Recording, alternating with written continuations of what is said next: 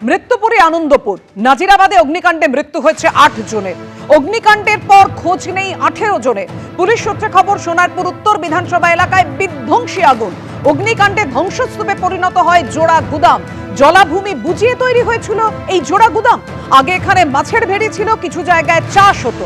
গত ১০-১৫ বছরে বেশিরভাগ জলাভূমি বুঝিয়ে ফেলা হয়েছে, এমনটাই দাবি করছে স্থানীয় মানুষজন।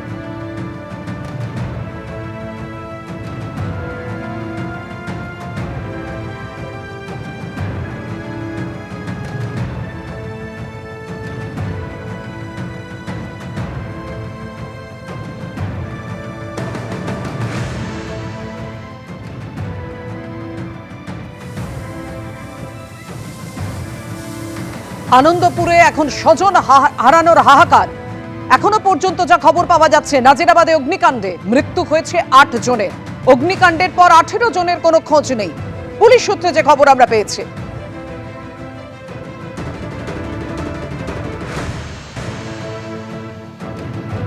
দেখতে পাচ্ছি পুরসভার তরফ থেকে একটা উদ্যোগ নেওয়া হয়েছে। আমার সহকর্মী অভিজিৎ দত্তকে দেখাতে বলবো, এইখানে যে লোহা আছে যেগুলো ঝুঁকিপূর্ণভাবে ঝুলে আছে বিভিন্ন জায়গায়, এই অগ্নিদগ্ধ যে গুদাম, সেই লোহা কাটার জন্য তাদের যে উদ্যোগ, সেই পদক্ষেপ তারা ইতিমধ্যে শুরু করেছেন। গ্যাস কাটিং মেশিন ইত্যাদি তারা আনছেন যাতে এই জায়গাটা অনেকটা সুরক্ষিত করা যায়। এবং আমরা যেখানে বেরিয়ে আসছি ঠিক সেই জায়গাটায় দেখতে পাচ্ছ এই মুহূর্তে ফরেন্সিকের যারা আধিকারিক তারা এসছেন, তারা জায়গাটাকে স্যানিটাইজ করে রাখছেন যাতে সেখানে বাইরের কেউ না আসে। এবং আমরা ধীরে ধীরে সেই জায়গাটা দিয়েই যাচ্ছি, কারণ বাইরে থেকে তারা এসছেন মূলত এই জায়গাটাতেই। এবং তোমাকে দেখাবো যেখানে আমরা দাঁড়িয়ে রয়েছি ঠিক তার সামনের দিকে থেকেই সকলে এসছে, এবং ওটা হচ্ছে যে আগুন লেগেছিল সেই গুদাম, তার পেছনের দিক। তবে এই জায়গাটা একটা জিনিস দেখাবো, এখানে যে ছায়া আছে সেই ছাইতে অসংখ্য যে হাড়ের টুকরো পাওয়া যাচ্ছে, দেখা যাচ্ছে। আমার সহকর্মী অভিজিৎ দত্ত দেখাচ্ছে হাড়ের টুকরো বিভিন্নভাবে এখানে আছে। এবং এই টুকরোগুলো দেখেই প্রশ্ন জাগছে, যারা এখানে ছিলেন আদৌ কি তারা বেরিয়ে আসতে পেরেছিলেন?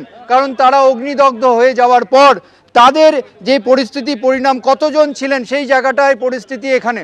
তবে এই যে জায়গাটা আমার সহকর্মী দেখাচ্ছে, পুরো এই জায়গাটাতেই অনেকে থাকতেন এবং সেইটাই আগুনে দুমড়ে মুচড়ে গেছে। এবং দেখতে পেলে যে কিছুক্ষণ আগেই সেই দৃশ্য দেখালাম যেখানে আমরা বেশ কিছু হাড়ের টুকরোও দেখতে পেলাম। তবে পুরো এলাকাটা এখন কর্ডন অফ করে দেওয়া হচ্ছে।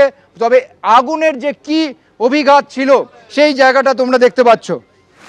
সরাসরি কথা বলবো, আমাদের সঙ্গে রয়েছেন আমাদের প্রতিনিধি ঝিলম করঞ্জাই। ঝিলম, তুমি তুলে ধরছিলে কিছুক্ষণ আগেই ঘটনাস্থলের ছবি, এখনো সরাসরি তুমি রয়েছো।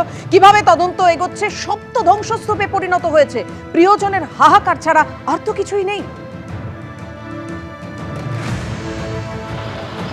একদমই সব ধ্বংসস্তূপে পরিণত হলেও তার মধ্যে থেকে তথ্য সংগ্রহ করে এই আগুন কিভাবে লেগেছে, কোথা থেকে ছড়িয়েছে, সেই যে চিত্র সেটা তৈরি করার চেষ্টা করছেন ফরেন্সিকের যারা সায়েন্টিস্ট যারা এসেছিলেন এখানে।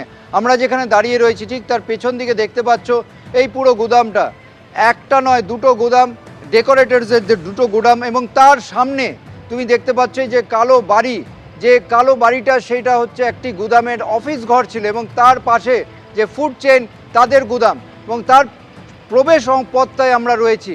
এইখানে ডেকোরেটরসের যে দুটো গুদাম ছিল, দুই ব্যক্তির এটা মালিকানা, এবং সেখানে কি পরিমাণ ভয়াবহ ধ্বংসলীলা চলেছে সেটা দেখে বোঝা যাচ্ছে। এবং এইখানেই ফরেন্সিকের বিশেষজ্ঞরা তারা এসছিলেন, এবং তারা আমরা দেখলাম কিছুক্ষণ আগে এখানে যারা আছেন তাদের সঙ্গে কথা বললেন।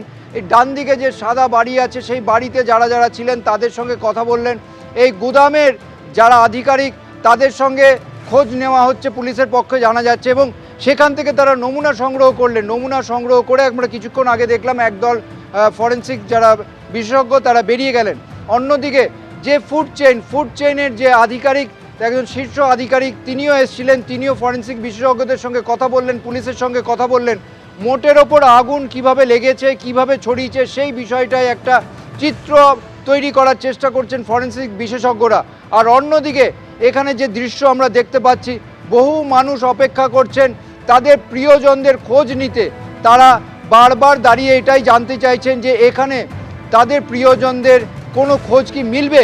কারণ আমরা যে দৃশ্য দেখেছি সেই দৃশ্যর মধ্যে যেটা একটু আগেই আমরা দেখিয়েছিলাম যে দেহাংশ গতকাল উদ্ধার হয়েছে, কিন্তু যেখানে যে ঘরটা ছিল, যে পোড়া ঘরটা দেখলে সেই ভবনের ঠিক পাশে অফিস ঘরের পাশে হ্যাঁ। আমরা দেখেছি পুড়ে যাওয়া হাড়ের টুকরো এবং একেবারে। দেহাংশ রয়েছে এবং ফলে এবং যারা- প্রিয়জনের কষ্টের জায়গা, বেদনার জায়গা এটাই। তুমি আমাদের সঙ্গে থাকো ঝিলম।